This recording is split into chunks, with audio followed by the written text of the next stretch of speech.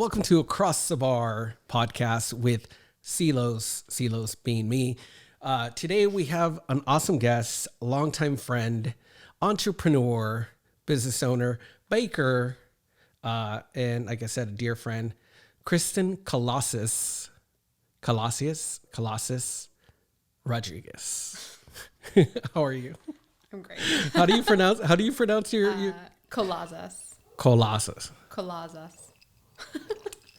Casey, how are you? So my dad calls me.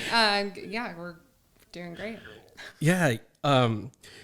Okay, so this is actually kind of like a reunion podcast too, because it has been years. I mean, I keep in touch with you mainly through Instagram and like social media and stuff like that.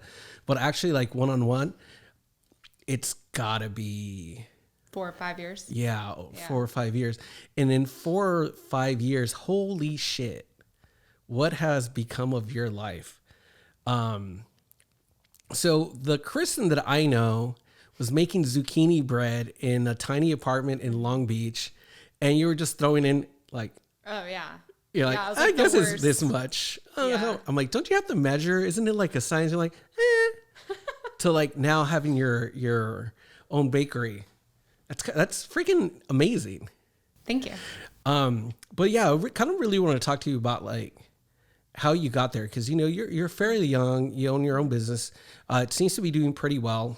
I mean, every time I check online, like everybody's just always recommending your bakery for, you know, pastries and stuff like that. Especially during the holidays, it was nuts how many people online were recommending your stuff.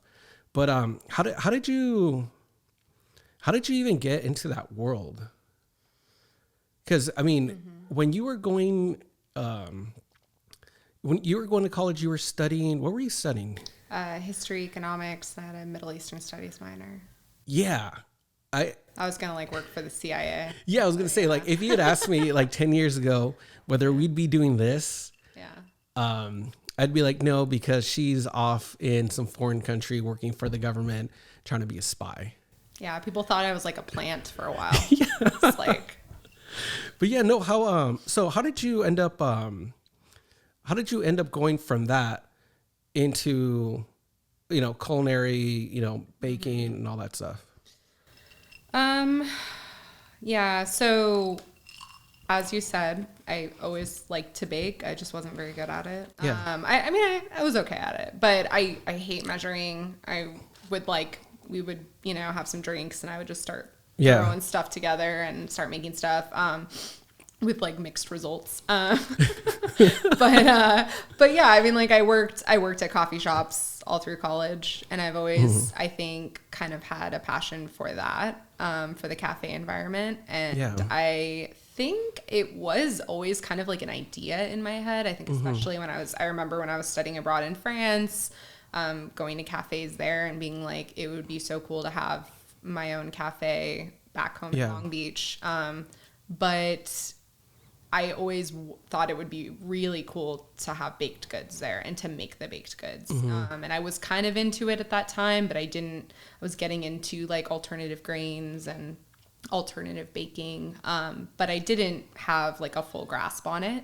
I felt like I knew that to start a bakery, coffee shop, or to start a cafe, I would need money and expertise, but the money seemed kind of more important. So I always sort of felt like I would pursue a career in the nonprofit sector or in the government, you know, something like that. And then eventually migrate, you know, with some capital that I'd saved towards starting this business. And once I started working, it kind of felt like maybe the learning and, you know, making things, knowing how to make things was a little more important than that. I didn't want to be an owner who just owned this thing and didn't know how to make anything. And I started getting interested in that, started baking at home.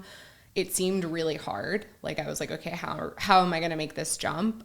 So I just really like honestly started doing research online, and I started looking like, you know, like typing into Google, like how to start a bakery, how to get a job at a restaurant, how to cook, you know, like all that kind of stuff. And culinary school is really expensive. I had just graduated from my bachelor's.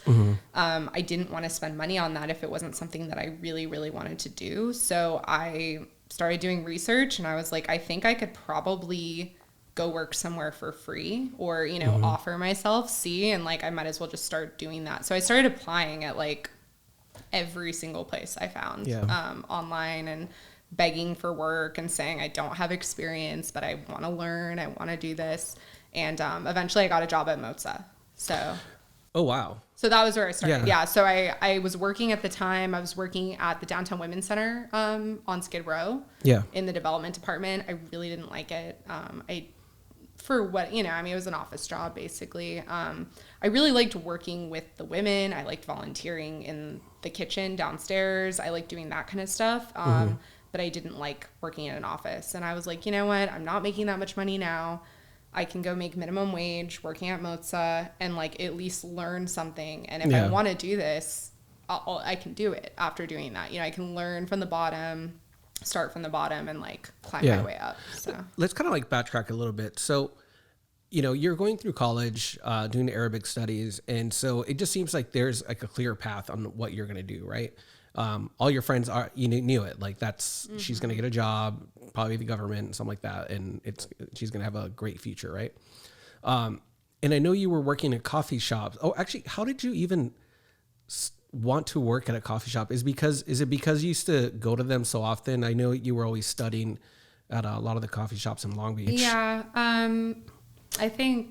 I don't know. I think I always thought it would be cool and I liked coffee. It wasn't like I was never passionate about coffee.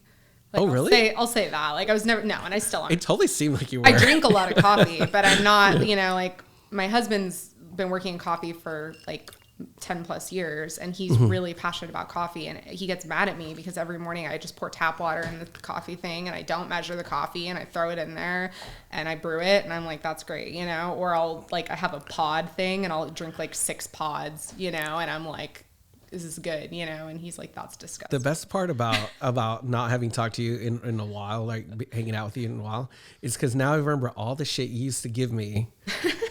You know, like, oh, I just like coffee. What? Oh, freaking Folgers. Ugh. How dare you? Well, I don't drink Folgers.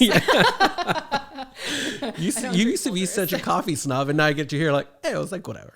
Yeah, I mean, I drink a lot of coffee, but I wouldn't say that I'm like over here like coffee scientist. I've never really been that way. I'm not pretentious about it. The coffee shops I worked at for the most part weren't pretentious coffee shops. Like I worked at the Daily Grind and that's right. That was like my first coffee job and I took it because at the time I was working at the aquarium.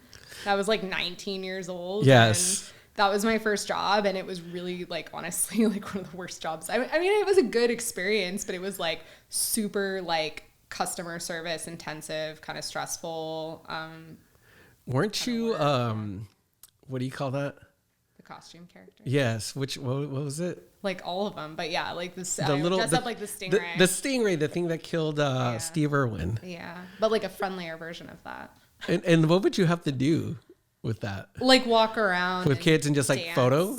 Yeah. Just take photos? Yeah, basically like walk around in it and dance and stuff like that. I mean, it was cool, but like the difference about, I guess to go back to like your original where we started. Yeah. Working at the aquarium was a customer service role, but it was a customer service role with strangers, right? Because it's a place where tourists go. It's a place where people go maybe like once a year, a couple times a year, but you don't have regulars, right? So that's the difference between working there and like working in a cafe is you see the same people day in and day out. You get to know them. You get to be a positive, hopefully, like part of their day. Yeah. Which I think I've always enjoyed. Yeah. How is that working in a coffee shop? Because I mean, I'm very simple. If I go get coffee, you know, just whatever's on there, that's it. Yeah. But I hear the person in front of me and it sounds like they're just making up shit at some point. Sometimes I'll take a mocha latte, charcoal with sprinkles and this with foam, drizzle, sideways. And the person's like, okay, no problem. You know, $12. And so is that annoying having to deal with that kind of stuff? Or is it one of those things like, ooh, I'm making something complicated. Awesome. Like yeah.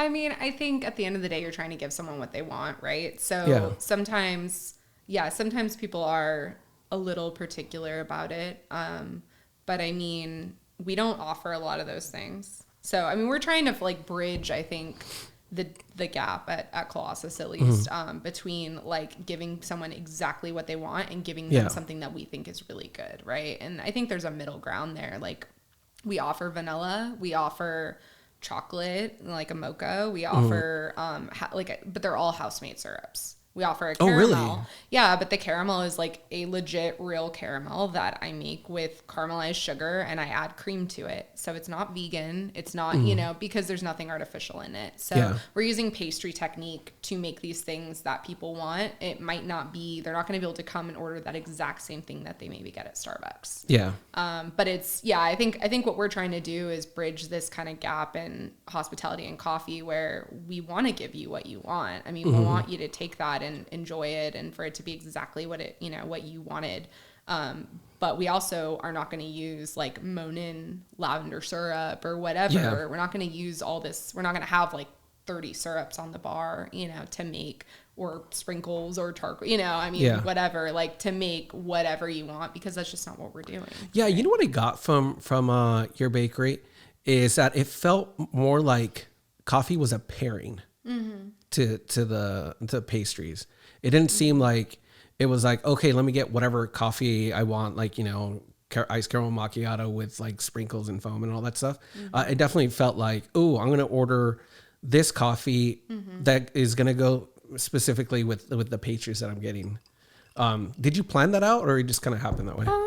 I think, I think part of our approach, like we definitely are taking, as you could call it, like a third wave coffee approach, but we're weighing out our coffee. We're trying to get all of our coffee drinks balanced, and that's really what we're going for. Everything should have balanced sweetness. But I mean, I take the same approach with the pastries. None of the pastries are like overly sweet or indulgent. I do think they go together. I mean, I think they should go together. Yeah. So, after college, you were still working like in the coffee shops, right? Yeah, for a bit. And then how, sorry to cut you off. From there, did something click within you saying like, yeah, I like the hospitality. I like dealing with like, customers, making them happy with food or for anything like that. Cause after that you went to the restaurant world. Is that? Yeah. So, I mean, I think it did click. Like I've always enjoyed it. I've always enjoyed working in cafes. I always kind of thought I would want to own my own cafe. I think I just didn't really know how to get there. I went from working in cafes, living in Long Beach, to moving to LA and working at actually like a political nonprofit.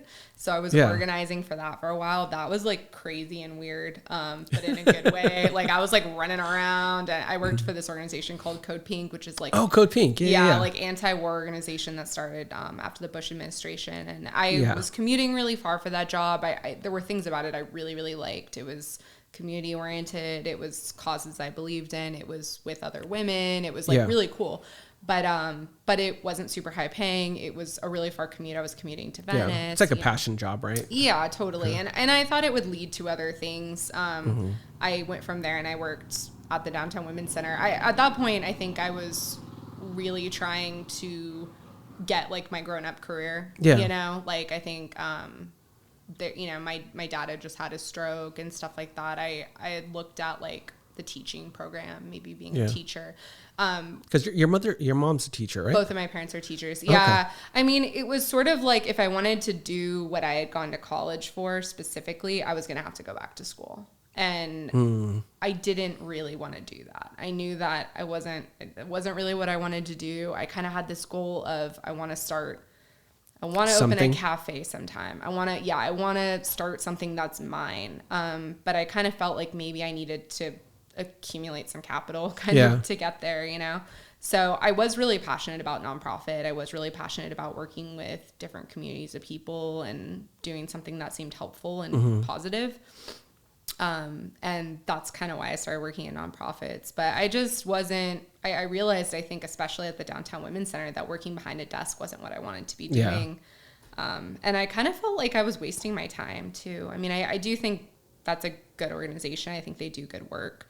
But I sort of was like, okay, I mean, if my goal is to open a cafe and I'm going to work 10 years here and, and be 35. You're driving away from the goal instead of towards it. Yeah, totally. Like, well, when am I going to learn how to make pastries? You know, when am I going to learn how to run a cafe the way I want to run it, you know, and stuff like that. So that was sort of why I was just like, you know what? I mean, I was making like $12.50 an hour working at the Downtown Women's Center. I wasn't in a high, you know, I wasn't in a high level career. Yeah. I was going to have to climb and work really hard to get to a high level there without advanced education. And I was like, you know what? Why don't I just start over? And that was really scary. But I was also like, what do I have to lose? You know, and I think I was like 24. I was like, yeah. At least you got a record out of it. Didn't you get arrested a few times? I got arrested once. Once? Oh, okay. I got arrested once. Yeah. Yeah. I think it wasn't expunged, but it was never, like, you didn't have to go to court or anything? I did have to go to court, but it was dismissed. Oh, okay. So I wasn't actually charged for it. And actually I was in a group, like a class action lawsuit against the LAPD, and I won. So. What was it for? It was right after Ferguson. Oh my gosh. Yeah. I can't believe it's been that long since that. Yeah. It was right after Ferguson. Yeah. And it was, it was after, the no indictment. And yeah, there were subsequent protests, and I was part of those protests. That was the beginning of BLM. So I was part of the beginning kind of those protests and organizing, like anti-militarization and anti-police, like kind of stuff through Code Pink. And that was how I got involved with that. But yeah, I was just there at a protest, and the protest was really disorganized. And basically, I guess they had given a dispersal notice like a few blocks over, and they corralled us all and said that we didn't disperse. But I had by the time it gets to you, right? Yeah, I mean, I had just gotten there, so I didn't even know. I was like, okay, I'll go, you know, and they were like, no, you can't go. I just picture you with a coffee and like a pastry, like, what's going on? What? Yeah, I was just under like, arrest? okay. I mean, I definitely had like a megaphone and I had signs. I mean, I was like there to protest, but I wasn't. I didn't Bricks, know I was hammers. No, there were, you know. What a crazy world. Yeah. So you're in coffee shops.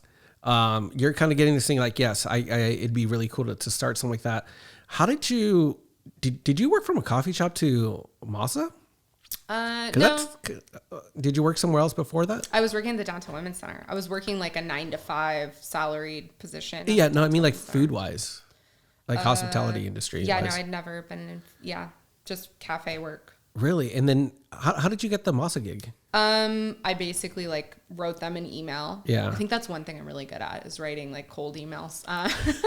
So I wrote this cold email just saying like, I'm passionate about seasonal cuisine. I'm passionate about learning more about seasonal cuisine, about fruit. You know, I work in an office, I do this, but I really want to change my life. I want to experience this. I want to learn from the bottom, and kind of begged for a position. Basically what happens at most restaurants, maybe not as much anymore just because of like legal reasons, but typically they'll ask you to come in for what's called a stage.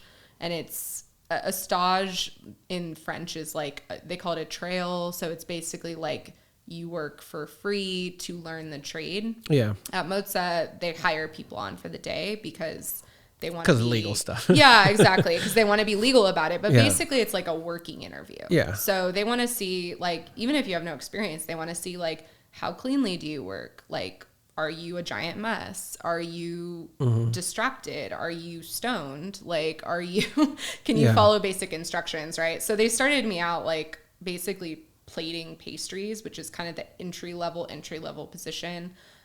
Like literally putting things, ticket comes out, put the ticket there. It's, a cheesecake.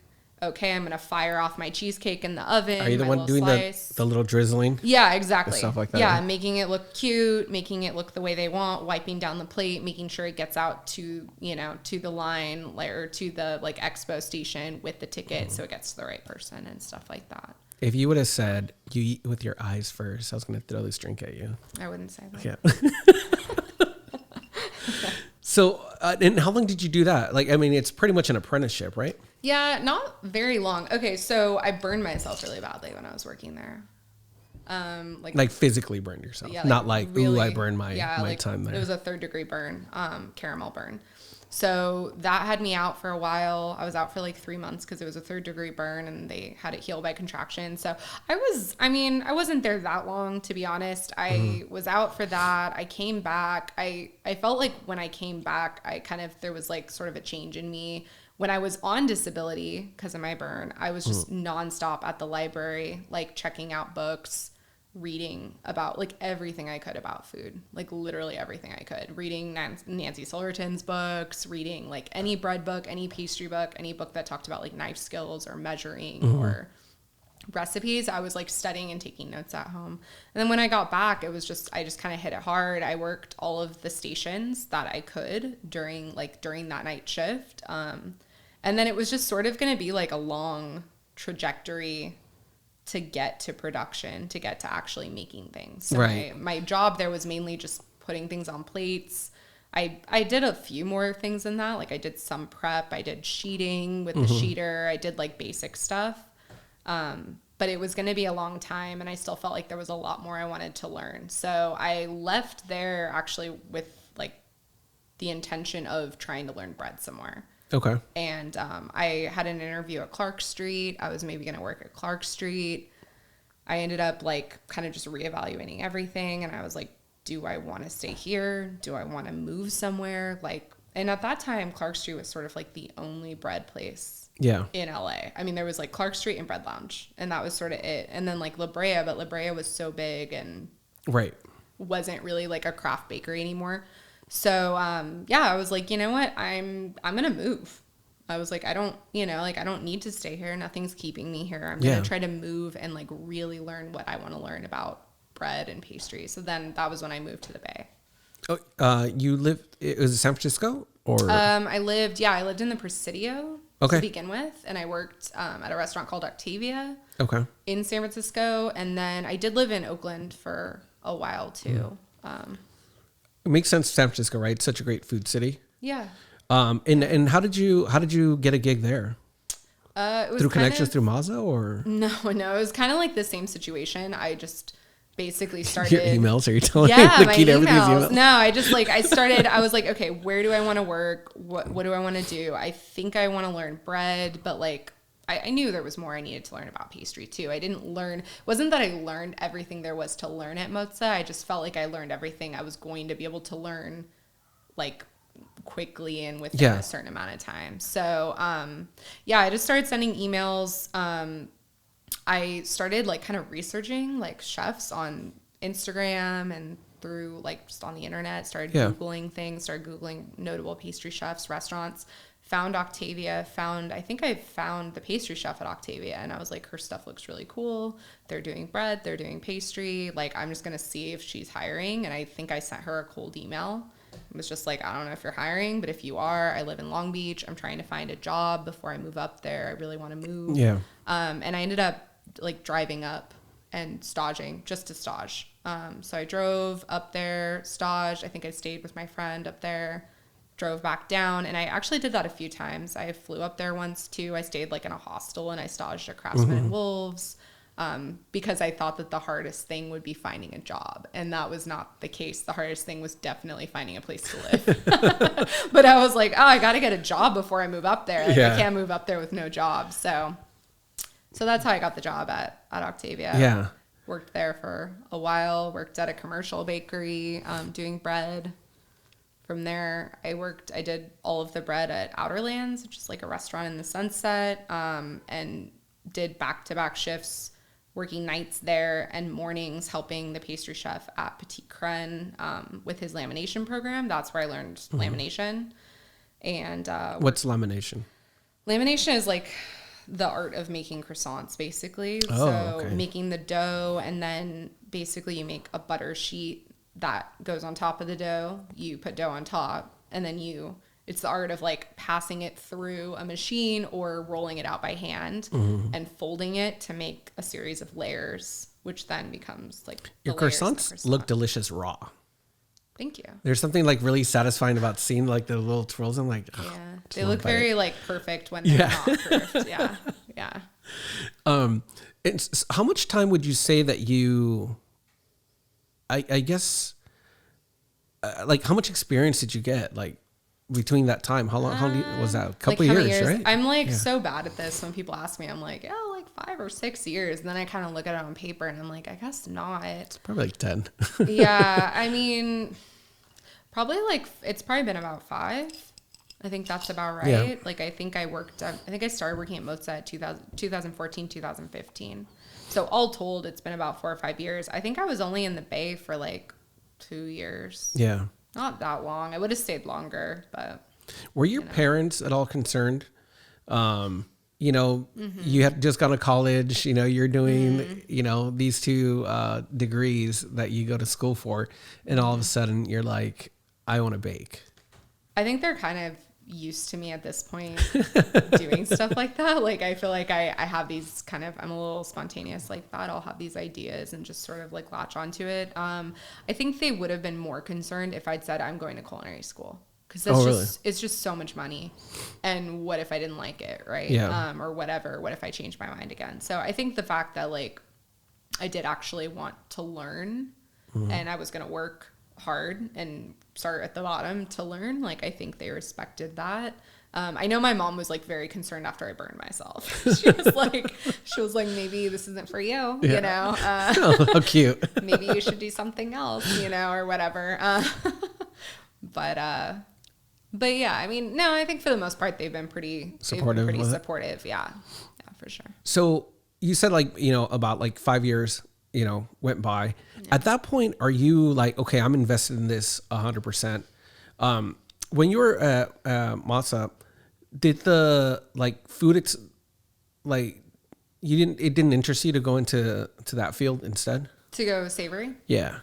What was it? I guess what I'm getting is, what was it about baking versus like savory? I think, honestly, I was interested in all of it. But I think, particularly as a woman, I think it's easier to go pastry. I mean, I don't know, maybe some people would disagree with that, but I just grew up baking to a degree, right? Like, and I wasn't, as we discussed, was not amazing at it, but I did do it. So I felt like I understood the basics of like, and I took like a home economics class when I was in middle school, mandatory, so like I knew the basics of like measuring things and of mixing things and stuff like that I felt like I had at least like a framework and a basic knowledge of, whereas like cooking meat, I'm still not great at, it still scares me to a degree.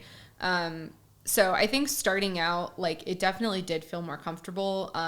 Plating feels comfortable too. And there isn't quite as much of that in savory. Like if you're on Garmanger station, which is sort of like generally like salad station or cold app station, that's kind of there is cooking on that station. Like, I'm not trying to belittle that station. It's actually like a really fun station to work, but it is, I do think people generally put entry-level people there because it is a lot of just assembling things on plates. It's not live fire cooking, right? Or anything like that. So I definitely knew like I was not ready for that. And I didn't know how to do that.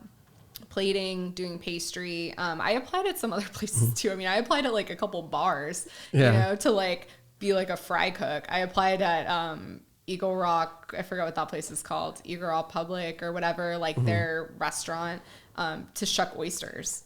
And he almost gave me a job shucking oysters, and then I was just like, do I want to shuck oysters? Like, how long will I be satisfied shucking oysters? Like, how much will I learn, Yeah, again, especially like since you have a goal in mind, like the shucking oysters lead you to baking, pastries and stuff like that. Yeah, right? I mean, I kind of felt, I felt really interested by all of it. Like, I remember asking my chef at Mozza, like, could I stage with pasta?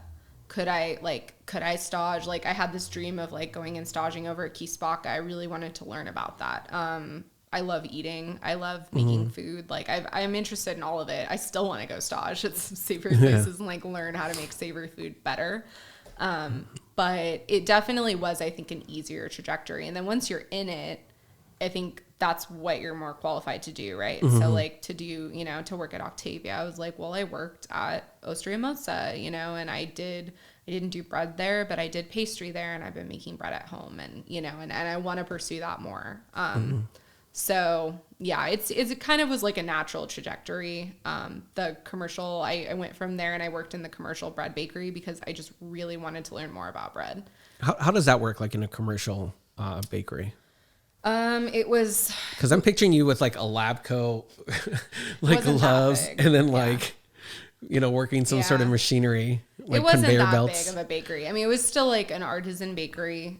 We were making like about 300 loaves a day, and they were big loaves. So like, I don't know, I was just doing our numbers for our new expansion, and I'm like, ooh, we might be making about 300 loaves, but they're all like half the size of the loaves I was making at that bakery. The bakery that I worked at, we made about 4 or 5 different types of bread. So it was a very simple menu, but the loaves were like this big, and they were 1.5 kilo loaves, and they were big. And it's big batches. You're baking in a big bread oven, big mixers. I mean, just all of the equipment is bigger. And then you just have to like hustle basically between tasks and to make sure that you're on schedule. But it was nice and simple, which was good. I mean, my menu currently is a lot more complicated than that because we have all the pastries. Like, we didn't do any pastries there. It was just bread. At what point, or have you even got to that point where you're like, you know what? I got this. Like, I'm really good at this. This is. Yeah, I think I felt that way when I was at Petit Crâne. So, I mean, I always wanted to learn how to make croissants. It always seemed kind of daunting, but I wanted to learn it. The pastry chef who was there at the time, I had started sort of like a relationship with him via Instagram. Yeah. And we'd hung out a couple times, and I didn't know him super well, but I knew that he knew how to make, like, he was a talented pastry chef, and he knew how to make all these things I really wanted to make. So he offered me a job. The Bay, I don't know how familiar you are with like in the Bay, the employment situation in food is crazy. I mean, they're just no cooks because it's so expensive to live there. Oh, okay. So, I mean, it's really hard to hire good people, and it's really easy to get promoted too fast. So they ended up hiring me on, like, kind of to help him as his assistant. And it was a great opportunity for me at the time because I had no experience doing laminated croissants. Yeah. And I got to learn it, and I took it really seriously, and I really like worked hard and put in my all, and learned how to make everything. He had me doing all of the lamination for the croissants for the restaurant. And I got promoted from there to sous chef. Oh, wow.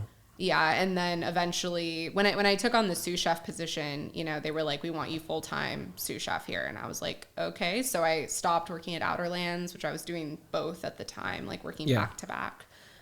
Stopped working at Outerlands, went full-time at Petit Crâne. And then my pastry chef was fired for sexual harassment. Oh, really? Yeah. And they were like, Kristin, you can be the chef. Like, and I was like, yeah. And I was like, all right. And I did. And so anyway, so I worked as the pastry chef there. And no way. I didn't know that. Yeah. Yeah. And I mean, honestly, that was a little too sudden. I don't know much about plated desserts, and it's something I'm actually not passionate about at all. Like, I don't really like plated desserts. I like breakfast pastries. I like breakfast pastries, and I like bread. I'm like a rustic baker. And that's what I'm really passionate about. And that was what I really like ran with when I was there, and really enjoyed. But the plated dessert aspect of like the tasting menu, I don't like very much. And it wasn't. Why is that? It's just a little fussy, and it's there are a lot of components that go into it. I think some people are really good at it and love it. But I mean, honestly, that's something I don't feel like I've had enough experience with to really like have a great handle on. And it's just not my favorite thing. Like, I really like putting different elements together in a bite and in a rustic pastry that anyone can buy for like $5, you know, and have a special experience. That's something I would prefer to like a dessert that costs $16 and, you know, you eat it like this, and, you know, whatever, and all of that. So, but yeah, I mean, I think when I was there, I did feel like I could do this. Like, I could do this on my own. I'm doing this on my own right here, right now for someone else. And I could do this on my own somewhere else. I can take what I've learned here, the skills I've learned, and my own flavors, and I could, you know, I could start my own bakery. Yeah. So. And how did you go about, I mean, was that decision hard? Because it seems like it's pretty safe, right? All of a sudden now you're like, okay, I'm pretty good at this. I can do this on my own. I can just keep, you know, like what happens in the restaurant industry a lot. It's like you keep working your way until you work under that chef, right? Yeah. At that restaurant, right? Where now all of a sudden you're at the top, right? But a lot of people don't go the route of like, you know what? Let me go the crazy route and let me do this on my own, right? Especially, how old were you? When I decided to start the bakery? Yeah. 28. Yeah, that's hella young. It was part of my 10-year plan, though. It was Really? to open the bakery before I was 30. Yeah. Did you have that like planned out, like a vision board or, you know, Excel sheet or stuff like that? Or was it just kind of like in your head? Like it was in my head. Yeah, it was in my head. I remember thinking like, it would be really cool to open this bakery before I'm 30. And I remember my boyfriend at the time being like, that's in like 4 years. Yeah. Or 3 years, you know? And I was like, yeah, I better get going, you know? So, time's ticking. and so how did you go? I mean, that's a loaded question. Like, how did you go about it?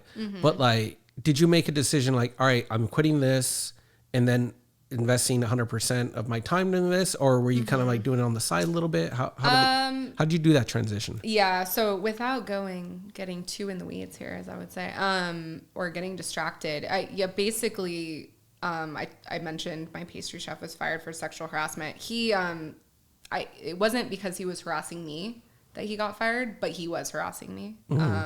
It was like a very bad work environment. Yeah. With him and with a lot of other people that worked at that restaurant. There was a lot of really bad stuff happening in that restaurant. So I took over his position, and to be honest, him leaving the way he left, the whole thing was just like really hard on me. And I didn't really feel like I had any support to deal with it. Yeah. So that I kind of was just like floating, trying to take over. I mean, when he left, he took all of his recipes, he took all of my tools, he took like absolutely everything. Yeah. And I had to like the next day go in and develop a new menu and like go buy more tools because we didn't have anything to make stuff with, you know? I mean, it was just like really like crazy and stressful and weird. And now you're the chef, so that's all on you. And I was the chef. Yeah. And he was also my friend, even though he was like kind of a messed up person. Like he, I mean, he would like touch my butt during work, like during service, and leer and stuff like that, like really inappropriate stuff.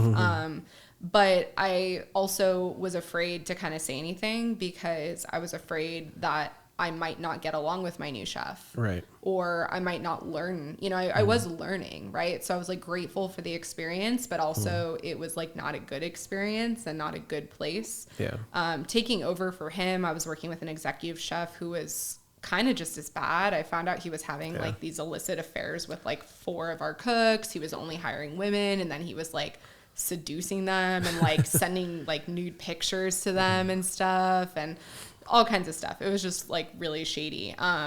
You know what? I feel that doesn't get brought up enough is the kind of environment that's in the restaurant industry.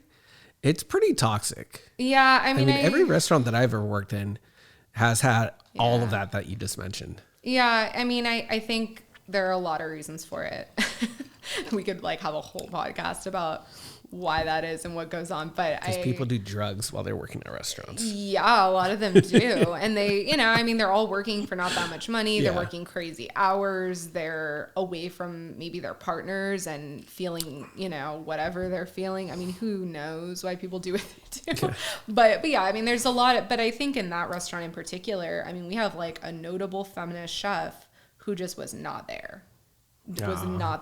And I mean, in my opinion, didn't care to be there. Like, that was the part that was most frustrating for me, is I was like, okay, this restaurant is selling this image to people of this feminist female owner who stands up for women and, you know, and all this stuff. And like, literally her CDC is like I was hanging out with our receptionist who told me she was afraid to break things off with the CDC because she was afraid of what he might do to her, you know, and all this stuff. I mean, this really scary kind of stuff. What's a small world though, right? Like the culinary world? Yeah, it is. I mean, it definitely is. And it's, I mean, I think so basically I left. When I kind of realized how bad everything was and that I wasn't happy in it. You weren't getting the support and stuff. No, and I didn't even really like my role. I was like, the thing I really enjoyed doing as sous chef was managing all those pastries and doing all those breakfast pastries. And now I was in charge of like this plated dessert program, and I was like, I don't even like this, you know? And at that point, you're kind of dealing with budgets and like that kind of shit, right? Yeah, a lot of stuff. I mean, that was, I think, a good experience for me, like costing stuff out. That was a good, that's the stuff I do now. But yeah, I mean, I wasn't happy with the environment. I wasn't happy with being a leader in that environment. I wasn't happy with like the actual physical work I was doing. So, I told our I blew everything up. I told our executive chef, I was like, this is fucked up. Can I say that? Yes. Okay. This is an explicit podcast. I've been trying not to swear. This is very explicit. But I was like, this is a messed up work environment. And I recorded the whole conversation because I was just like super like deep throat, like sketched out, you know, I was like, something's going to happen. Yeah. I might need to go to the Chronicle. I don't know. But I like brought my recorder and I was I might need to write another email. This is what's going on. Yeah. This is what's happening. Like, this is not okay. And I'm not staying anymore. I was like, I'm going. This is a conversation you had with her? With him, but yeah, with our executive chef, like of the group. Gotcha. Okay. And I was like, this is going on here. Like, this was going on with Luis, who was my boss, who got fired. And I was like, that wasn't okay. And no one came to me. No one like offered any kind of support. There's no HR team here. It's not okay. This is a big company. You guys have Michelin stars. You should have HR, you know, like this isn't all right. And I was like, I'm leaving. And he was like, won't you stay for like a week to help us transition? And I was like, okay. And I stayed. They always get you with that. I know. And I like get you with that. Well, I think I did care. I mean, it was like literally my whole world at that time was that restaurant. So I stayed for a couple days and I had a breakdown. I was like, I don't want to stay. I can't stay here anymore. And I left. I took all my stuff. I left. And I was just like in San Francisco, like bopping around and like had all this time and didn't know what to do with it. And I was going to the farmer's market and I would like see people from the restaurant and they would like shun me and like glare at me and stuff. And I had no friends. I felt like everyone from the restaurant like blamed me for like people leaving and the restaurant getting blown up. And it was just like a really bad experience. Like the whole thing was a bad experience. It was really hard for me. So I left that. I was applying at jobs, but not really sure what I wanted to do. I worked part-time, like... Did you get blacklisted or anything like that? No, but I also, like, I didn't go public with any of it, which maybe if I had, I don't know, honestly, maybe that would have helped me. I didn't. So I just felt like everyone hated me for, like, making their lives harder at the restaurant, like the management team. I just felt like everyone, and I was getting weird, like no one reached out to me and was like, are you okay? Yeah, like what's going on? What happened? You know, like it was nothing like that. So that was really hard, but I sort of just like was bopping around San Francisco and trying to figure out what my next move would be. And I started working kind of like part-time at Midwife and the Baker, which is another commercial bakery, but that also does, laminated pastries, croissants, and all kinds of stuff. I was driving there. I had a really good experience there, like really bonded with those people. And I was coming down here to visit my family more. And that's when I met Nick, who became my husband. And that was actually the big reason why I moved down and why I started Colossus. Is at the time I was sort of like, maybe I should move back home. If I'm going to move back home, like where am I going to work? Yeah. And I didn't want to like live in Long Beach and commute up to LA. There was nowhere that I really wanted to make bread and pastries in LA or in Long Beach at the time. And it had always been my plan, like moving closer to, you know, like as I worked at places, I was like, I can do this in Long Beach. I should do this in Long Beach. Yeah. Long Beach needs this. So it just kind of felt like the right time. I felt like, you know, I was like, I think I want to move back home. Can I do it? Yeah, I think I can do this in Long Beach. How did you meet your husband? He kind of like slid into my DMs. It's like one of those situations. He and I both worked at the Daily Grind actually. Like the one in Bixby Knolls or Seal Beach? I worked at the one in Seal. He worked at the one in Los Alamitos. Oh, okay. And then, so I kind of knew who he was, but we didn't like really know each other. We also both worked at Rose Park at different times. Okay.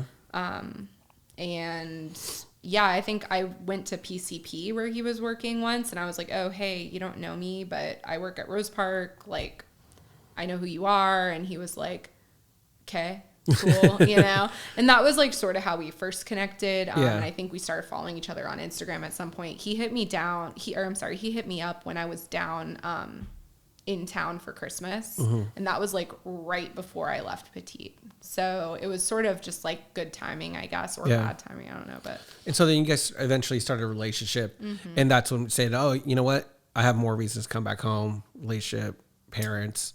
Yeah. And then, I think at the time, like, I mean, honestly, I miss the Bay. Like, I really do. Yeah. Like, I loved it up there. It's like the perfect climate for me. I loved being able to walk everywhere.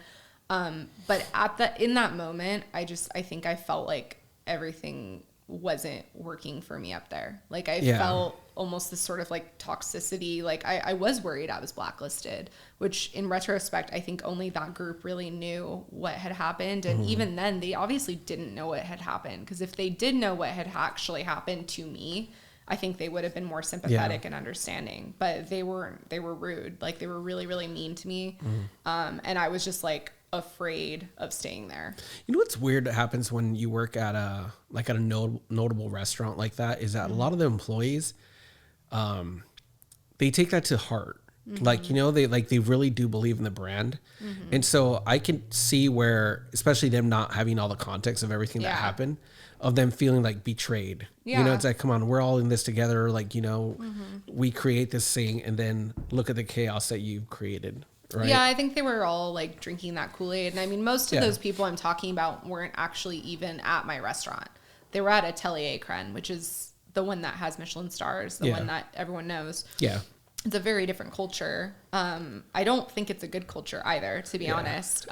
From what I've seen, I don't think it's a good restaurant culture, but it is different. Restaurant culture is definitely not for everybody.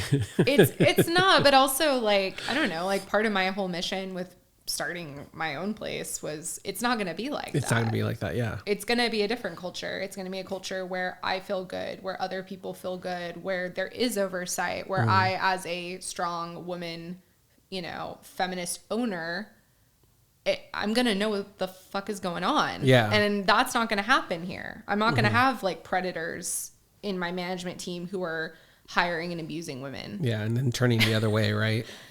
Yeah. No, it's, I mean, I don't know. But it was definitely intentional.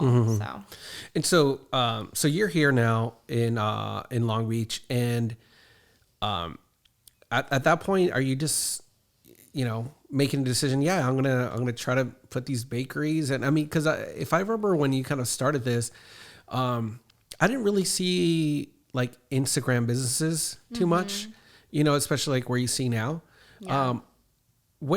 How did you even start like selling baking or any of that? So I actually started the bakery from San Francisco. Okay. But like, you know, I knew I was moving down here. Yeah. So I still had, I had like an awesome rent controlled room, like right off Divisadero in Western Addition. So I was there, I was like, I'm going to move back. But when I moved, I didn't have a job. So I was like, when I move back, I need to like have this lockdown. I need to just roll. So I was up in San Francisco. I was applying for farmers markets. I was applying for shared kitchens. Like I was doing all this stuff on my computer, and then coming down and like for the weekend. What's shared kitchens, by the way?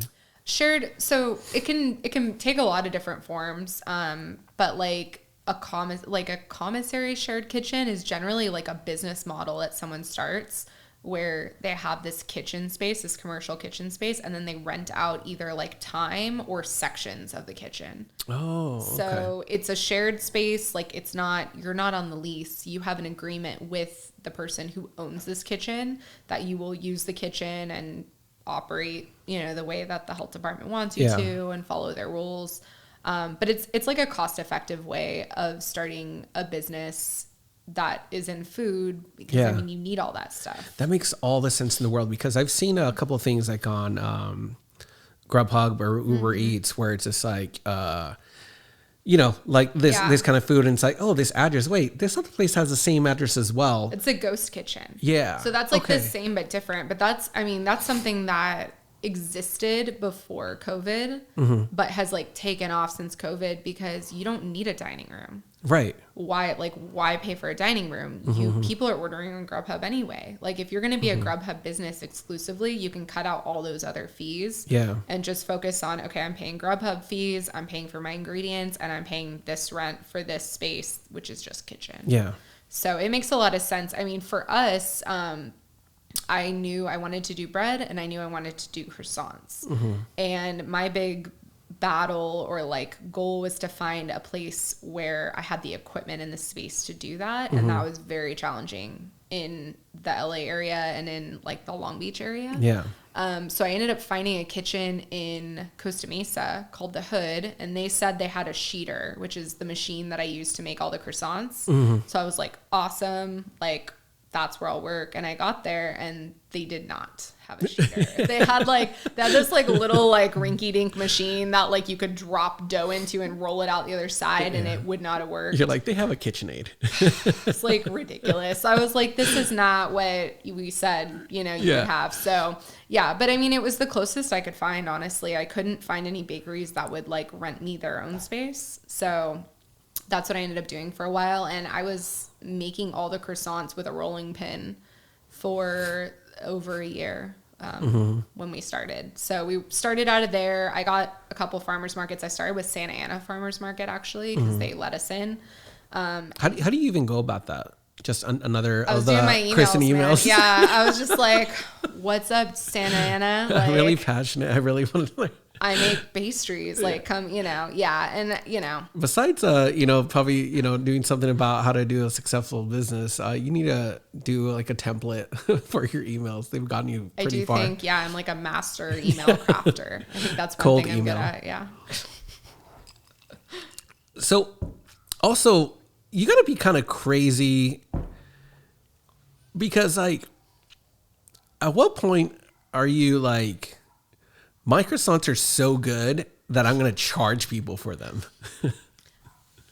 I knew they Was were that good. scary? Yeah, you knew they were good? I knew they were really good. And I also, and this isn't to disparage anyone, but I had croissants in Long Beach. Yeah. And they were not very good. So I felt like what I was doing was good. I felt like I had a perspective. I also felt like the ingredient sourcing in Long Beach, and this isn't just for bakeries, but particularly in bakeries, is not good. It's commodity flour, it's commodity sugar, it's base, there just wasn't anyone who was using like whole grains, or natural fermentation. Yeah. I felt like I had a unique perspective. I felt like I also had a unique perspective when it came to sourcing. I knew it was good. It was like a matter of, will other people appreciate it and think it's good? Yeah, because, I'm trying to think maybe like, what is it, like 5 years ago, I guess. I feel that like bakeries, there's, what is it, Sweet Jill's on 2nd Street and stuff like that. But when I think of there, I'm like, ooh, I want to get like a gooey cinnamon roll or like, a bear claw or something like that. Croissants aren't really like on my radar of that. For me, a croissant, it would be like, okay, let me go to a coffee shop, but it's nothing amazing. It's just like, I just want a pastry to go with my coffee. But I'm not really thinking too much of it. While when I first had one of your croissants, it felt different. It looked different. It felt different. It tasted different. It felt more like, I think this is what they're supposed to taste like. And I remember having this conversation. I'm like, oh my God, have I just been eating trash pastries my whole life? You totally have. I think I have. Yeah. Because I was like, your croissants, your galettes. I'm like, this is what they're fucking supposed to taste like? I feel bamboozled my whole life. It's to be honest, I don't think I had good croissants either my whole life. And I remember like yeah, I remember in college, I mean, when I worked at, say, Portfolio or wherever, people would come and they'd get a croissant every morning. And I was like, it's just so much like fat and butter. And like, why would you eat that? And, you know, like I just didn't get it. Same thing with like donut shop croissants, you know. Do most places like bake their own? No, right? No, they get them in. Yeah, I mean, from like one of the big like industrial bakeries I used to work at, those kind of places, or from like, so there are a couple main ones, like Babette's is a big one that Portfolio gets. They used to get croissants from them. I don't know if they still do. I actually think they're probably one of the better ones. I think they're probably the best one, maybe in Long Beach. I'm trying to think of like anywhere else I would go to get a fresh baked croissant. That's probably where I would go. And they make baguettes and stuff like that too. But yeah, the other one is Crema, which is in Seal Beach. And they, I think, expanded like a few years ago, and they have like a commercial bakery that they send things out of that's in Irvine. So they do commercial. I think when you get to the point where you're getting wholesale, I mean, you have to have a big facility. You have to be doing volume. And I think the difference between like that and what we do, and the reason why, or one reason why we don't do that kind of volume, is that we change things so often, and it is seasonal. So there's, I don't know, when I was doing the farmers markets, I mean, I would just be like, all right, what do I have? Like, okay, I went to the market, I got all these oranges, like I'm going to juice them. We're going to make an orange curd, and we're going to do candied grapefruit on top because that's what I have this week. And next week we'll do something else because rhubarb's coming in. So we'll do like a rhubarb, and we'll do, pistachio. So, I mean, things change really often in our bakery, and it's hard. One, it's just hard to make that much lemon curd or to make that much pistachio cream and process that much rhubarb, right? But it's also like hard to wholesale something to people that's changing all the time, and to effectively communicate that to the people you're wholesaling it to make sure they know about like nuts and allergies and what things are. And I think it gets lost. Were farmers market how you first got started? Yeah. Tell me, how did it feel? Like, you're doing all this work, doing your orange curd and all this, and you have your little stand. You guys get up there early in the morning setting up, and you're like, all right, here we go. How did it feel to have that first person to see what you have and buy something, give you the money, and just like, and like, oh, wow, this is really good. How did that feel? It felt good. It was cool. I mean, I think, so our first market was Santa Ana. And the downtown Santa Ana market, it was really cool. I had never spent time in Santa Ana. I got to kind of Santa Ana's funny because it's like, it can be hood, and it's like really nice. It was cool. I mean, there's some cool stuff in Santa Ana, and I found out about it because I was doing that farmer's market. But I mean, it was exhausting. I didn't have the equipment that I needed to actually make the things I wanted to make. So, I mean, starting out, like, my croissants weren't that great. And I was trying to make bread, but like, I mean, bread takes a really long time to make, and we do a cold retard overnight. So I was trying to balance like making this bread I wanted to make with renting the kitchen for X amount of hours and trying to get out of there so that I would not go overtime, because otherwise I was losing so much money just to do this farmer's market that I wasn't making money out. How are you funding all this? Is this like through money that you had saved up? It was your parents helping you out, like loans? No, I didn't take out any loans. My dad loaned me $10,000, and that was like what I started with. And that was pretty much it. My dad gave me another loan when I opened Alma. Yeah. But other than that, we haven't had any any major loans. Well, that's good.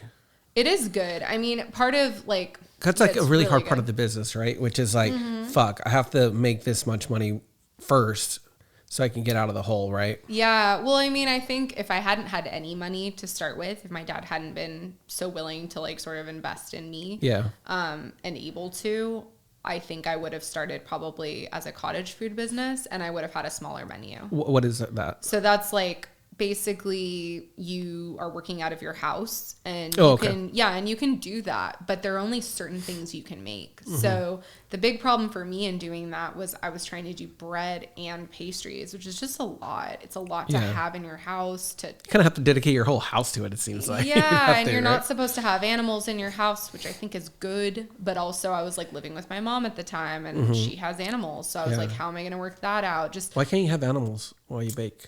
Because the animals could potentially get like hair in the food and stuff like that. Like it's hard to keep them out of the kitchen. I think you maybe can have them in the house as long as you can like close all doors to the kitchen and like keep them out of it. Yeah.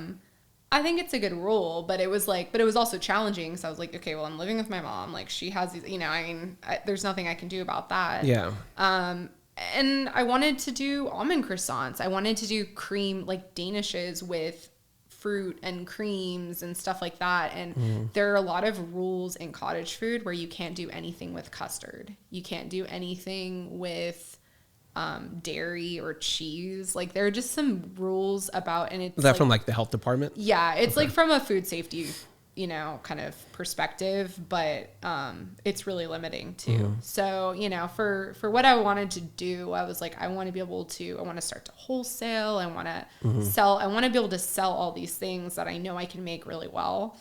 I'm not going to be able to make those things if I'm making them in my house. Did you use, so, you got your start at the farmer's market.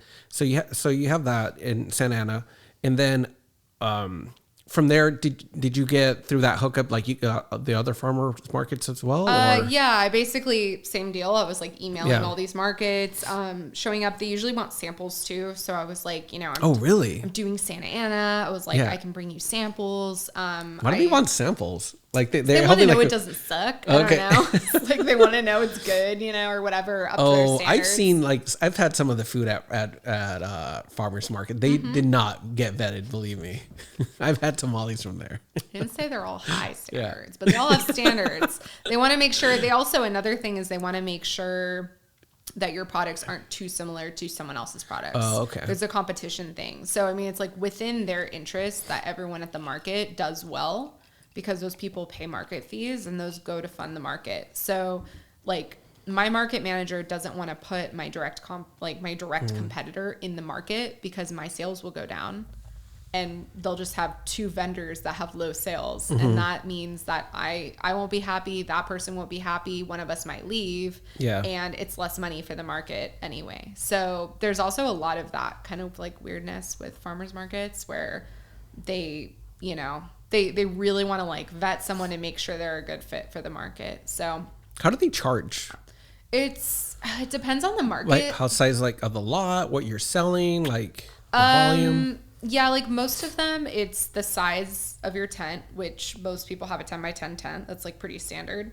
And then it's usually a percentage with like a flat fee like added to it. So is it weird asking you how much that flat fee usually is? It's like $2. Wait, what? Yeah, it's like an agriculture fee or something. It's not a lot. It's the percentage is more. So like ours will be like 10% plus $2 or something like that. So usually. The hard part is actually getting into the farmer's market. Then actually, okay. Yeah, and that was when I worked at Midwife and the Baker in the Bay. He did all farmers markets and wholesale.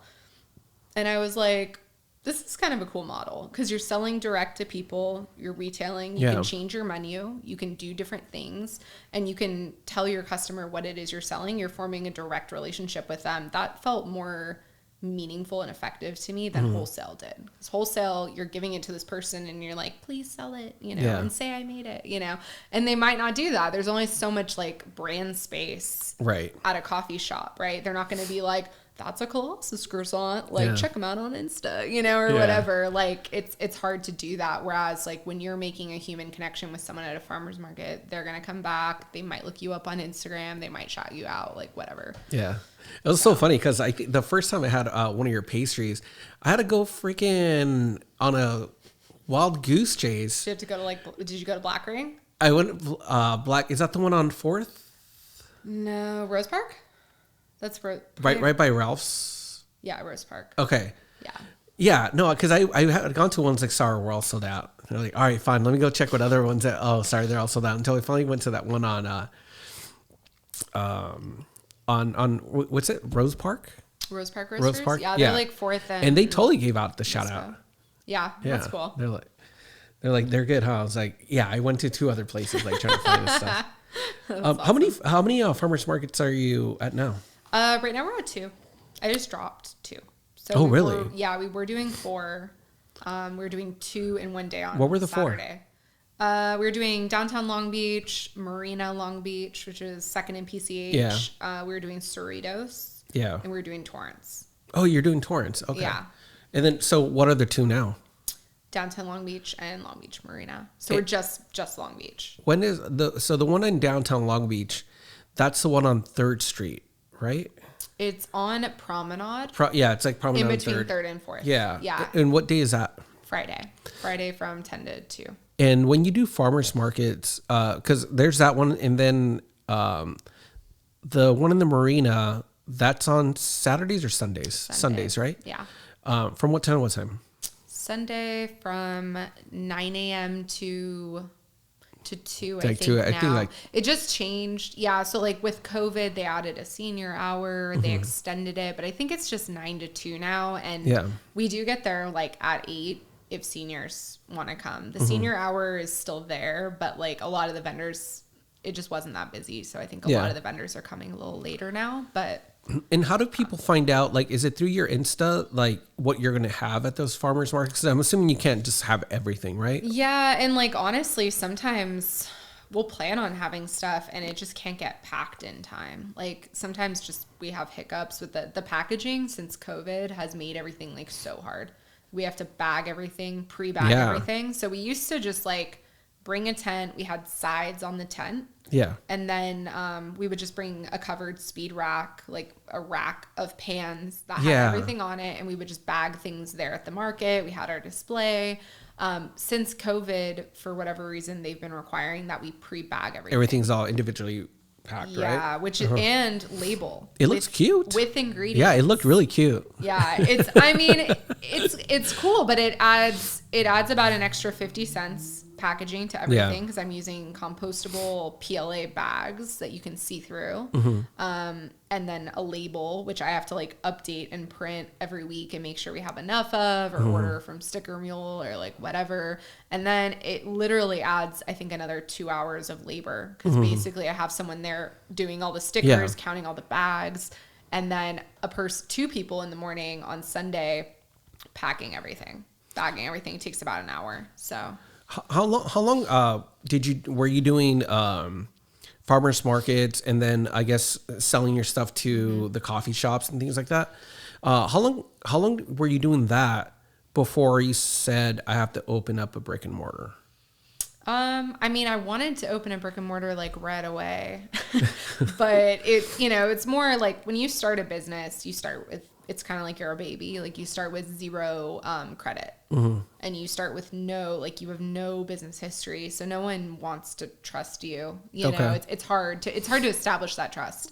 That takes time too. So it's hard to kind of go from nothing to starting a really, a business with a storefront, a landlord, a lease, like all that stuff, unless you have a lot of money in the bank and you're going to personally guarantee everything, which I did not have a lot of money in the bank. And I also did not want to personally guarantee everything. So it was sort of, that's like a slow climb. I knew that I could get the money if we needed it, if we found a place, but I also, like, out of respect for my dad and also just I feel like I'm a somewhat frugal and pragmatic person. I didn't want to sign a lease somewhere where we couldn't afford it or where it wasn't a good deal for us. So it took a really long time. I mean, I would say it took about a year for us to find a space where I was like, how did you land on that location? Do this. I was looking at locations like hardcore, like I was just looking all the time. And Black Ring actually sent me that location. They were like, hey, this bakery's for sale if you're interested. Like, it was a bakery prior to. It was a bakery prior. It was a cake bakery. So a very different concept, a very different vibe. The whole thing was bright pink, but it was a commercial kitchen. So when I first saw it, I was like, It's in San Pedro. I was like, it's also super small. I was like, I don't think that's going to work for us. And I mean, to be honest, when I first saw it, I didn't realize how small it was. I thought, oh, that's small. I didn't realize it's like a hallway. It's like literally like a skinny hallway of a kitchen. So, I kind of was like, oh, thanks. Like, thanks for telling me about it. I'll look into it. Didn't really look into it. And then I was doing other stuff. I was looking again for more places. I was always looking. And like maybe 4 months later, I saw it listed again and they had come down on the price. Oh, wow. Like by a lot, like by like more than half. Oh, wow. So yeah, so it was suddenly like a lot more feasible for me. And I was like, that's a pretty good deal. We could get in there. We could start baking immediately if we could get in there. So that was why originally I started looking at it. And then I kind of just had this like whole existential conversation with myself about, do I want to be in San Pedro? Does San Pedro want me or, you know, what we're selling? And I was like, there isn't really any specialty coffee in San Pedro. I kind of thought coffee would be our angle. Like I thought, people, you know, I was like, if they don't want the pastries and they don't want the bread, they will definitely want specialty coffee because there's nothing here for that's specialty, right? That's like really good cappuccinos and drip coffee and stuff like that. There were a couple like, you know, like coffee shops that had been there for a long time, but they weren't serving the kind of coffee we would be serving. So I thought that would be our angle. I thought people would come in and we'd be kind of like a coffee shop that made its own baked goods. And I thought pastries would just kind of like roll out of the oven and people, you know, we'd open at like 6:30 for the longshoremen and they'd come and get their coffee and get a pastry. And then like, you know, the hot pastries would just keep rolling out. There would always be hot pastries. And that was my plan, but it was a lot busier than I thought it would be. And really? Okay. All pastry demand too. So people wanted like at 6:30 or 6 when we were opening, people were coming in. They were like, I want 24 chocolate croissants. And I was like, that wipes me out. I have 20 chocolate croissants. Yeah. That's all I made, you know, or like half of them are still in the oven. Like I had this tiny little oven and stuff. I just wasn't prepared for people to be coming in and wanting like that. Was it pretty immediate? Yeah, we were in an Eater article. So I sent out another cold email. My emails, like I started following some people on Instagram. I started following Farley from Eater. He followed us back. He was like, I'm interested in what's going on. Like, can you tell me more about it? And I said, yeah, let me send you a press release. So I sent him like basically just like a press release, you know, telling him about the opening, telling him about my background. And then he featured us like twice on Eater. So that was like, after that happened, we just got plummeted. I mean, it was just crazy. Or pummeled, I guess. Like it was just like nonstop, just people from locals, but also people from like all over LA. People were starting to drive. Coming over. Yeah. And they were pissed when we were sold out. They were like, I just drove all this. What is going on? Traffic. Yeah. And I was like, well, it's a small space, you know, like we can only make so much. Like we're trying, you know, I'm baking more. They'll be out in 30. And, you know, people were just like pissed. So, yeah, I mean, that was weird. But yeah, in the menu. That's got to be super validating though, right? Yeah, no, it felt good. I mean, I felt like an idiot or like a noob kind of for like not planning more for that. But I mean, how would you know? You know what I mean? As opposed to like, you imagine having, you know, 100 croissants and then you only sell 12. And now what do you do with the rest? Yeah, I mean, honestly, that was what I was afraid of. Is I was like, okay, like, you know, this is a big step for us. Like big, you know, this is our own space. We have to pay rent. We have employees, right?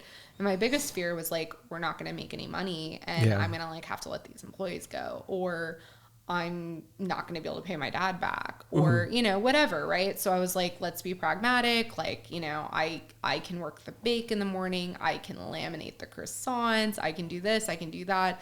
And I basically scheduled myself like all the time. And when we opened, I mean, I was spending all my time just trying to pull out more pastries to bake as fast as I could because there were so many people outside, and trying to maintain quality and like train new people while I was also on the schedule, which wasn't really practical either. So is that tough? Kind of, you know, cause I know you guys put like a lot of attention, you know, you can taste the fact that you guys actually care. But when you start doing like big volumes, is it get harder and harder to keep the quality up? Yeah, I mean, I think it's it's one of the reasons why I try so hard to retain employees. And, you know, why retention is important to me and why having like a good work environment is important to me is it's expensive to replace people, right? Like, I mean, you can say like a cold business owner would be like, you know, oh, people are replaceable, you know, and cogs in the machine and stuff like that. But I mean, every person. I like your CEO voice. It's like the guy from Simpsons or whatever. That's what I'm trying to do. But yeah, I mean, it's hard to train people, right? Yeah. Like, and I think I've gotten better at it. I think I've gotten more effective at it. I'm not a natural leader, I would say. Like, I come at things and I think naturally in sort of like a like sideways way. Like, I'm not super direct. Like, I'll be like, oh yeah, you could do it like that, or you could do it like that. That looks great. Keep doing that, you know? And I realized that that's not an effective way to manage people because you'll walk by later and they're going to be doing it some weird ass way. And you're like, oh, I should have said do it like that, you know? And like, if I want it done like that, I should tell them to do it like that. So, yeah, I mean, I've gotten better at that, but it is, we've had a team, like our team right now has been with us for the last year. Okay. They've all been here. Everyone I have for the most part has been here for almost a year. How many employees do you have now? I have 14. Oh, holy shit. Yeah, okay. Actually that's new. Like, so our farmer's market person is pretty new. She's been with us for, like maybe 4 months, something like that. I just hired a chef for the new location, so he's brand new.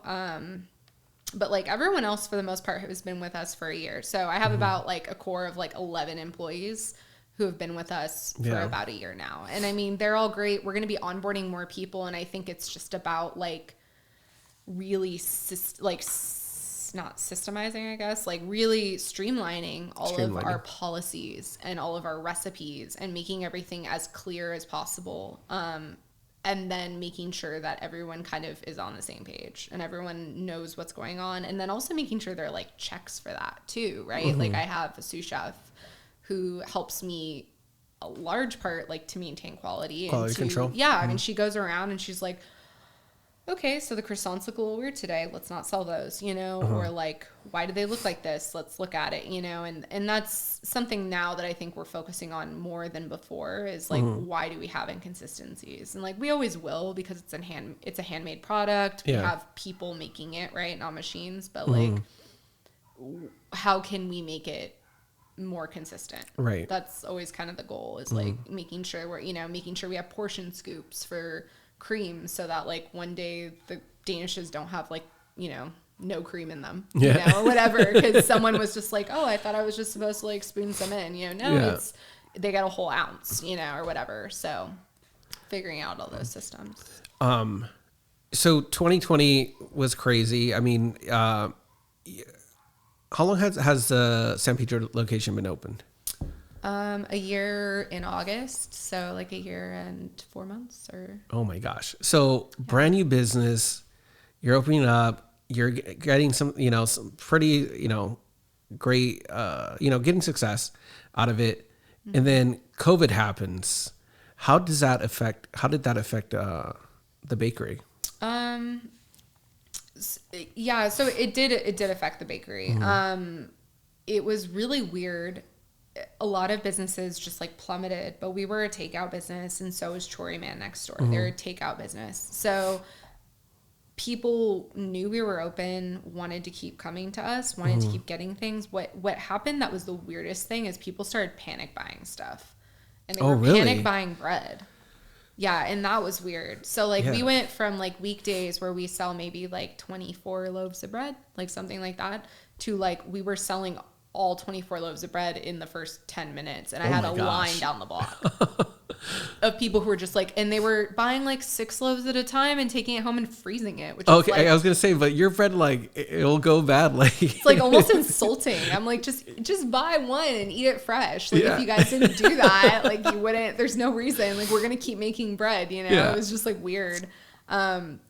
But yeah, that was a weird thing that was happening. And then in the meantime, like I also had just like kind of, there was this sense of panic outside. Like the customers were getting nervous, and you could tell that, and that was weird. So I mean, we kind of took it in stages. We slowly, like, when sitting down kind of became not a thing anymore, we were like, okay, let's just get rid of all the tables and chairs.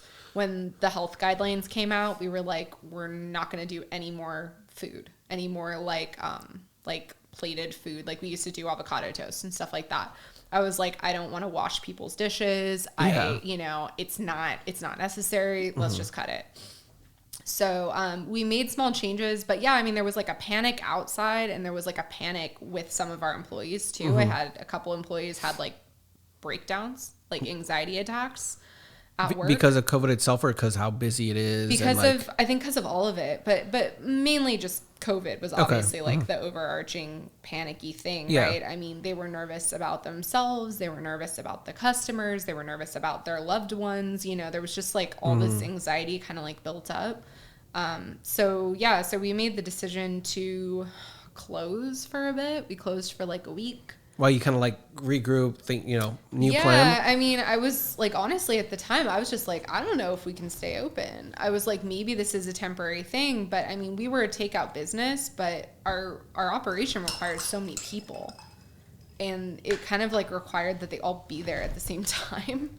So there was like, and it's in close quarters too. There was like no way to like actually space people out. And I was like, how are we going to space out? Like, how are we going to socially distance in a hallway? I came to find later on that like most businesses, most restaurants, they aren't social distancing. You can't. You can't do that. I mean, there's no way. It's not set up that way. But we basically like closed, regrouped. Finally, I was like, okay, like I wanted to keep my sous chef employed. I mean, that was honestly the biggest impetus for us to keep going. Like we were sort of like, we can close the business. Like we could close for a period of time and just kind of sit. And as long as we don't have payroll going out, we'll be okay. Payroll is like one of my biggest expenses. It's really high. So I was like, we could float that way for a while, Did you have that conversation of like, how long can we stay closed? We got loans. We got an EIDL and we got a PPP. So, I mean, that honestly, when we got the EIDL, I mean, I was kind of like, okay, like that's a type of loan. The EIDL is the emergency injury disaster loan. So that's sort of like a buffer. We got that. We got the PPP, and the PPP was for employees, basically for payroll. So when we got the PPP, I was like, we need to figure out a way to hire people back. Like, how can we do it? So we just got really creative. We used the PPP exactly the way you're supposed to use the PPP. Like, we restructured our staff. We made 2 different shifts. We put 2 of our employees on a night shift. We started doing delivery. We put one of our employees out driving and doing in-house delivery, which I know you ordered.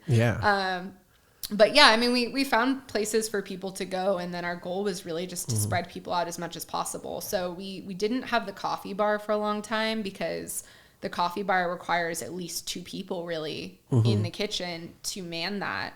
And that's even like not enough people, honestly. When we started, that was when we were just doing pickups.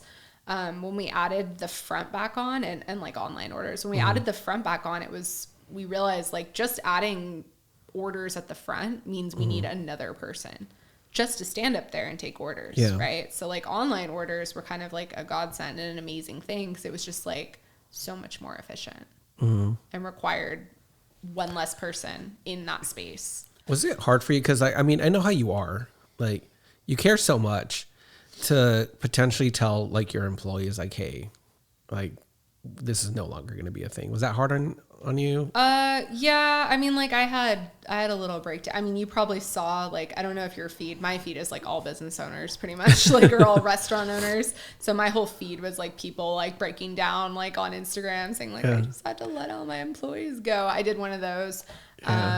It was really hard. Like, it was really hard. And I wasn't like mad at anyone. I just kind of felt like, okay, like, this is like what we have to do right now. And like, hopefully it won't last that long. And it lasted longer than we expected. I mean, this is all still happening. I'm just glad. I do think we were able to like react fairly quickly and adjust. And we were able to hire most people back right away.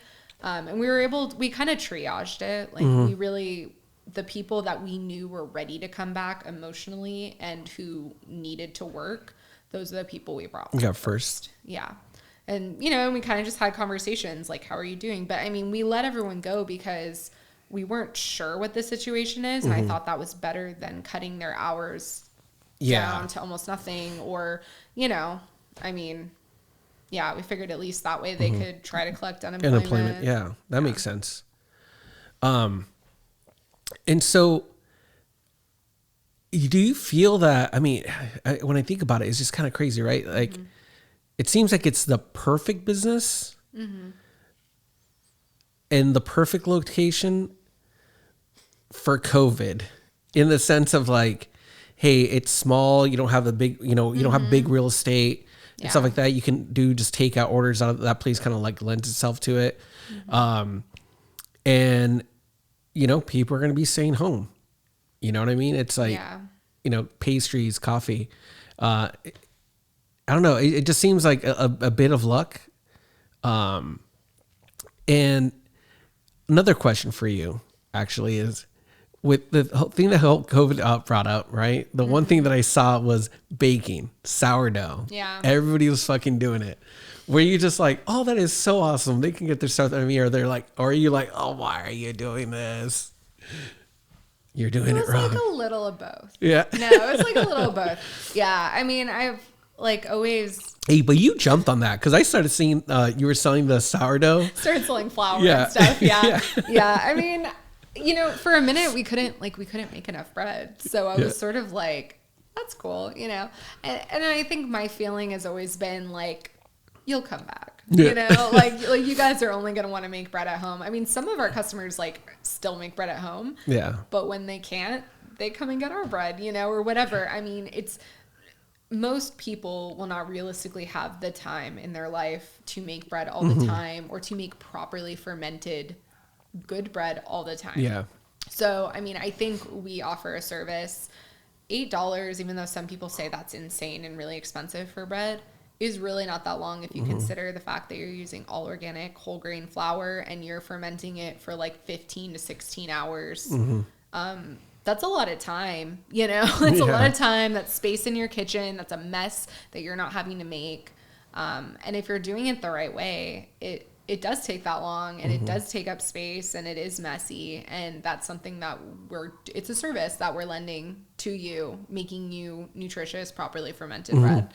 So, I mean, most of the people who, I think if anything, it kind of like formed this appreciation for what we do. People realized like, okay, this is fun, and like hot bread is good no matter what, but it's not as good as the bread you make. Yeah. You know, like there's a lot to this, and I realize that I don't understand the complexities of it completely, but I feel like I do better now, you know, or like I've learned more kind of like what it is that you guys do and why it costs as much as it does, or whatever. That's actually the reaction that I had to it, because you know, I jumped on that train. I was like, oh, you know what, I love cooking, you know, I hate baking. It's just not my thing.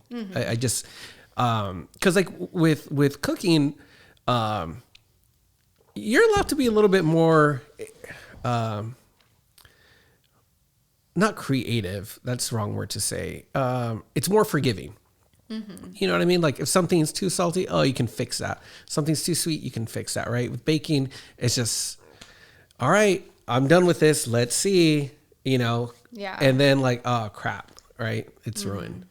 And so I jumped on that train, and seeing how much work got put into that, and it didn't even taste anywhere near like, you know, the quality that you guys do. I was like, no, I'd rather just pay a person to do all this that's going to do it, and that's going to do it right. Yeah. Yeah, for sure. I mean, and some people are like getting really into it, and it's become like a meditative thing for them. I think that's cool. I'm not worried about it. It's not like, yeah, nobody's going to take you out of business. No. It's not like threatening to me. Yeah. I mean, what I do think is kind of funny is like people who are like, I'm going to start selling it. And I'm like, okay, you know? Yeah. I mean, that's also not going to, you know, put us out of business. I think, I think it's fine. I think especially if people are doing that to kind of survive in this interim time before they can go back to work or do whatever it is that they want to do. Like, I think that's cool. Yeah. You know, I think it's cool because one, anybody just learning a new trade is just awesome. You know, you saw so many people learning how to bake bread that would never have even touched that, you know, people gardening, people are like, oh, I didn't even know that tomatoes grew in vines like this. You know, I just thought they were like in a tree or something. I don't know. So I think that was something like really cool that came out of COVID. And then too, like the thing that you touched upon is like the selling things, right? I feel a lot of people kind of realize like, hey, I do this one unique thing. Like, even if it's like I make popsicles from scratch, you know, fuck it. Let me put it on Instagram. And, you know, with, you know, I think the communities have been really cool. And like, hey, like this person's trying to make it, like, let's support them. So I think overall, like that part's been really cool, you know, and who knows what's going to come out of that, you know, maybe there will be a popsicle fucking storefront someday. But what's really amazing to me is that, like, back to like what I was saying about the bakery during COVID, and then you had like own employees, and then you were able to rehire them. And it seems like your business is doing pretty good. And I mean, good enough for you to open up a second location. Yeah. How did that come about?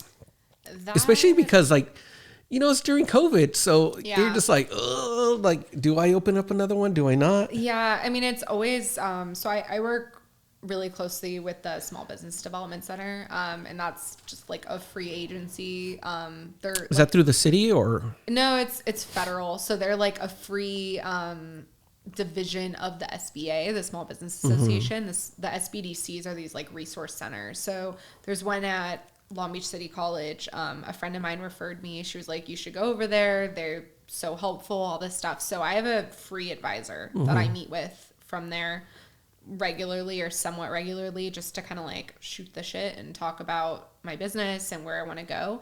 And when we were looking at San Pedro, I was like, I'm worried it might be too small, you know, and she's like, can you make enough? And I was like, yeah, probably, you know, but I might max it out. And she was like, okay, go in, get it, do it. It's a good deal. Like, it'll work. She was like, but immediately you need to start looking for your second location. And, you know, and that sounded kind of crazy, but she was like, think about how long it took to find your first location. Like, it could take another year. Like, you're going to need a second location. You'll get a bigger location that will supply both. And that was sort of always my idea. So I've been looking for the second location since you opened up the first one. Yeah. I mean, you know, I was like, I probably want to open something in Long Beach. Like, I knew I did. I just didn't want to build out a space for $300,000 or more and, you know, and spend all that money initially. So San Pedro was sort of like a stepping stone to that. But yeah, I mean, I was looking. It is a weird time, but I saw. You didn't feel nervous at all, or? No. I've been feeling a little more nervous lately, just in general, just because that street is not as poppin' as it used to be. It is a little sleepy. A lot of the retail went out like around the holidays too. Like, there was more retail and a lot of the retail closed. There have been more closures. So that makes me a little nervous. But I mean, honestly, I started like, I don't know, like about a year ago, I was just kind of like, do I still want to open in Long Beach? Like, there's more competition there. It seems there's a coffee shop on like almost every corner. Yeah. Like, do I still want to open in Long Beach? Does it make sense? Do I have people there? Like, is that where we should go? And I was looking at other options. I was looking at Orange County. I was looking at South Bay. You know, I was like, maybe we should do something else. But I've always felt like 2nd Street could use an independent coffee shop, and it could use grab and go food, like a breakfast independent cafe. Like, I've always thought that. There's nothing there. There's like Starbucks, you know, that does breakfast. It's a thoroughfare, you know, to people take it to Orange County. People take it to downtown. People live there. It's a high income area. And there's like no specialty, kind of like San Pedro, like no specialty third wave coffee or because everything there is chain, right? It's for the most part. I mean, there are a few independent, like you mentioned, Sweet Jill's. There's Aroma di Roma's there. You know, I mean, there's some independent coffee. There's some independent bakery, but nothing doing like what we're doing. Okay. And not a lot that's like young like we are either. It's all kind of old. Yeah. It's all kind of old. It's all a little dated. It's mostly, a lot of those businesses have been there for a really long time, which I think is great and that's charming and people love those places. But I was like, I don't know. I feel like if we were to go anywhere, that's maybe a good location for us to go. Yeah. And I know it's not too far from our marina market. So I know we have customers around there too. So that's so crazy to me. I'm thinking of having this conversation with 21-year-old Kristin. Okay, that you're gonna have a bakery on 2nd Street on Belmont Shore. Fucking crazy. I know. I'm so excited about it. When is it gonna open? Hopefully by February. What? That soon? I hope so. We're not doing that much. Like honestly, the reason why we took that place was because it was a permitted kitchen. What was it before? It was La Strada. Oh, no way. Italian restaurant. Yeah. So, it had the bones there. Yeah. We were like, we just need to put our oven, basically in there, and that's it. It did need to be like cleaned up a little bit. Like the dish area was a little gross, and like we needed to make sure that like we could clean back there, that we could clean the grease trap, that we could, so we like basically just cleaned it up. We cleaned up the old tile that was in there. It was like some kind of like 80s, like it reminded me of a Subway, like sandwich Subway place. tile is in, man. Yeah, I was like, I don't want that. So we got rid of that. We skin coated the walls. So it's not like this. It was kind of like a plaster, like a weird textured plaster in there. That's gone. We put new lighting. There were like some ceiling fans. Got rid of all the like trellis, like fake grape kind of stuff that was there before, and just like really cleaned it up. But it has taken longer than we were expecting, and I think particularly because like it was around the holidays and everything just moved slower during that time. No, I think you guys are part of like this new Long Beach. I know you mentioned like all these businesses have been there. They're charming. I remember being in high school and they're getting the cinnamon roll from there. But places like Wild Chive, right? They're freaking amazing food. Like Salute Juiceries. Like there's like this new fresh vibe coming into Long Beach, and I think you guys are gonna fit in like really well. I think so. Yeah. Have you gotten like support from the city of Long Beach, or how does that work? A little. To be honest, I think the city and like economic development and a lot of those organizations, they were very helpful back when I was working out of a shared kitchen in Long Beach and like looking for a space. When I signed over to San Pedro, they were sort of like, oh, okay, you're going to San Pedro, Yeah. They're like, okay, I guess you're not opening here. But yeah, they have been. I think there's a lot of currently, honestly, I think they'd be more helpful if so many other businesses weren't going through like crisis right now, like I think they're really trying to like kind of figure that out and and like help people who might have to close their businesses or, or whatever. So I don't think I think they probably would be even more helpful if we weren't in like the time we're living in. Have you talked to also who's the food guy from Long Beach? Brian, I think. Brian Addison? Yeah. I actually like know Brian Addison from life because he used to work at Portfolio. Oh, really? Oh, okay. Yeah, but I haven't talked to him honestly since I've moved back. He hasn't reached out or anything. Oh, okay. I don't think he is with the Long Beach Post anymore. He's not anymore. Yeah. Yeah, but he still has the Long Beach Food Group up and running. So. Is that the Facebook one? Mm-hmm. I'm not on Facebook. I need to get on it. I know. Well, I'm always your advocate on there. Thank you. Whenever anybody asks for, any kind of pastry, it's like, you got to go here. You're like, oh, thank you. And it's like, it's not Long Beach. I'm like, Jay's from Long Beach. Shut up. Soon coming to Long Beach. The one thing I get is that I feel that you were very resourceful in your whole journey. Like, in the sense of, I know we were joking about your emails and stuff like that. Yeah. But like, I feel that's super important for people to know, because I think a lot of people, like say this person that during COVID learned how to, make cocktail drinks and wants to do this like for a living or something like that. Most people like, they go as far as Instagram and that's it. Like as far as after that, like, where do they go from that, And I feel like you didn't necessarily get a manual on how to do this. Mm-hmm. So you just kind of did like the common sense things, like, I'm going to reach out to them. Yeah. You know what I mean? Yeah. I mean, I will say, like, I get asked a lot by strangers to like meet, not as much since COVID, but to meet so that they can like pick my brain about starting a business. Yeah. That happens a lot. It started happening right after I moved down, and it's been happening ever since.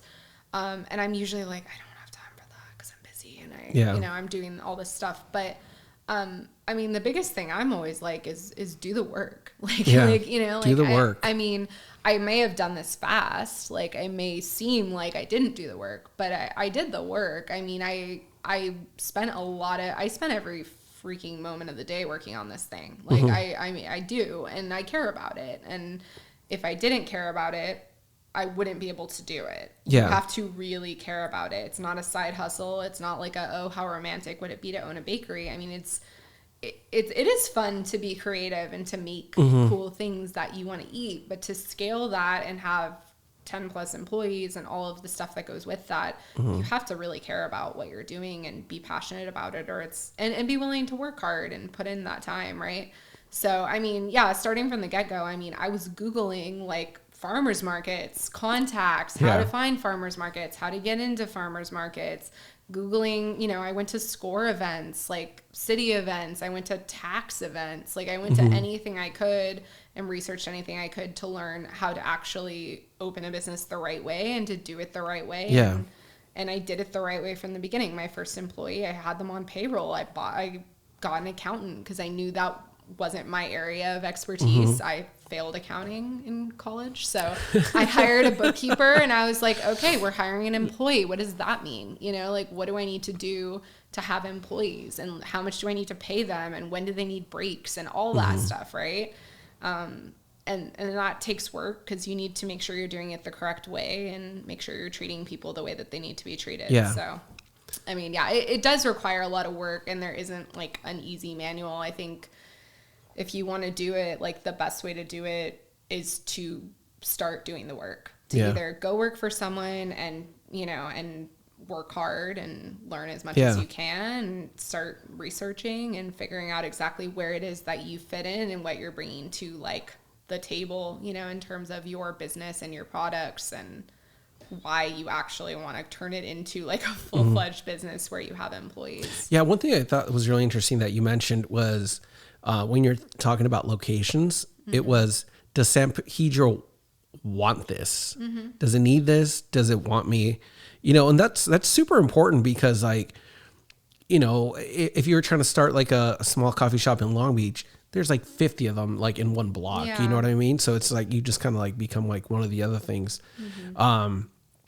But honestly, I think the keys to your success, just for like from my point of view, is number one, well, not number one, but whatever. Like, you care a lot. You care a lot about the product, and mainly you care about the people, that are doing it. Because if you don't have the right people, you're not going to have a good product, Yeah. And then the biggest thing, obviously, is that they're so fucking good. And it shows. Like, however many hours you guys are putting in there, whatever tender love and care that you guys are putting in, it obviously shows. Because, like I told you, I ate one of your galettes or, any of your pastries. I'm like, I don't think I've actually had a real pastry then after tasting yours, because nothing tastes like this. Thank you. Yeah. And I'm super excited for the 2nd Street location. I'll be a regular. And actually, if you ever need my help or anything like that, sweep up fucking while you're building it, let me know.